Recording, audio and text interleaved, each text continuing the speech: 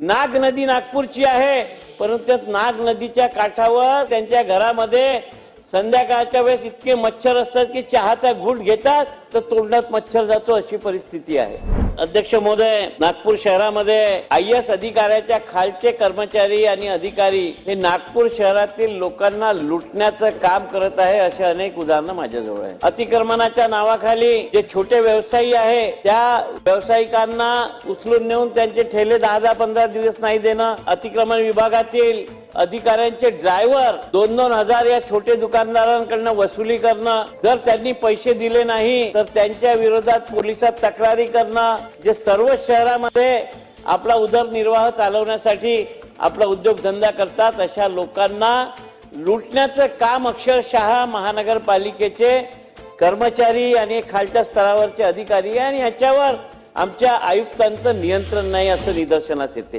ही यावर उपाययोजना करणं महानगरपालिकेचं काम आहे, परंतु हे कर्तव्य पूर्ण होत नाही आहे। याला जबाबदार कोण? आणि हे शहर आमच्या मुख्यमंत्र्यांचं शहर आहे, केंद्रीय मंत्र्यांचं शहर आहे।